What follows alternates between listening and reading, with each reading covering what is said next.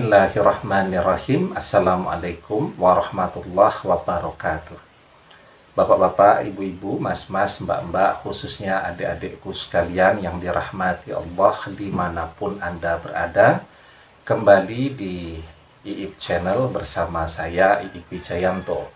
Kali ini kita akan membahas tema mantan sedang membayangkan dirimu. Ini tanda-tanda yang kamu rasakan ya.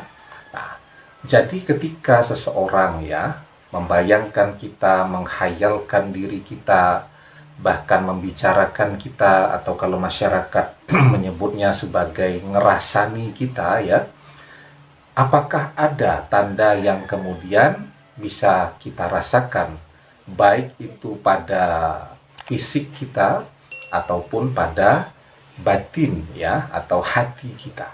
Nah, maka seperti yang pernah saya bahas di dalam video auto telepati untuk mengembalikan mantan ya. Jadi mantan itu kedudukannya dengan orang tua ya, itu sama kurang lebih ya. Orang yang seiring perjalanan tadi melahirkan yang namanya ikatan batin atau ikatan emosional ya.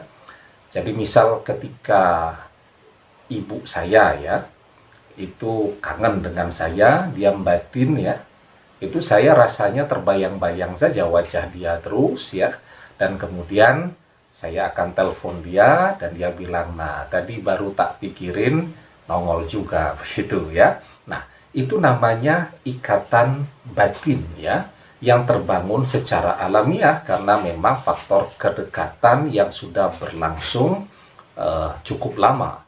Dengan mantan itu juga begitu ya, seiring dengan perjalanan waktu ya, apalagi yang bersama-samanya dalam waktu yang sangat lama, menangis, tertawa bersama, kepanasan, kehujanan bersama-sama ya, menahan lapar bersama-sama, mungkin juga ada yang menjalani relasinya dengan cara yang harus rahasia karena tidak disetujui oleh orang tua dan seterusnya.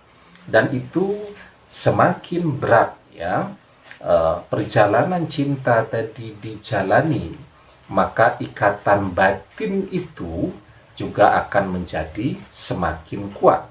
Dan semakin kuat ikatan batin tadi ya, maka orang akan bisa saling merasakan ya. Jadi kita bisa merasakan ya ketika orang yang sangat dekat dalam hidup kita sedang memikirkan kita. Apalagi memang secara sains bahwa gelombang otak manusia itu memancarkan gelombang ya kepada orang lain, khususnya orang-orang yang dia kenal sangat dekat. Jadi seperti fungsi kerja wifi itu ya. Nah, jadi itu yang bisa kita rasakan ketika orang membayangkan atau menghayalkan kita, kita biasanya juga akan teringat kepada yang bersangkutan tadi ya. Nah, sekarang bagaimana dalam Islam tentang menghayalkan atau membayangkan seseorang tadi ya? Sejauh memang keinginan dari membayangkan itu adalah sesuatu yang mubah atau diperbolehkan, yang baik ya. Misal Anda membayangkan dengan mantan akan menikah ya, membangun keluarga yang bahagia untuk tujuan beribadah ya, membayangkan pergi ke masjid bersama suami atau bersama istri yang dicintai, menunaikan sholat Idul Fitri bersama istri atau bersama suami, bersama anak-anak. Nah itu namanya khayalan-khayalan yang baik ya. Dan khayalan yang baik ini menjadi doa. Jadi ketika misalnya mantan Anda menghayalkan untuk tidak bersama-sama Anda, maka Anda harus mengimbangi itu dengan membayangkan kembali bersama-sama dia. Kita tidak pernah tahu kan, di antara dua khayalan yang mungkin berbeda kepentingan ini, yang mana yang kemudian akan dikabulkan oleh Allah Subhanahu wa Ta'ala ya.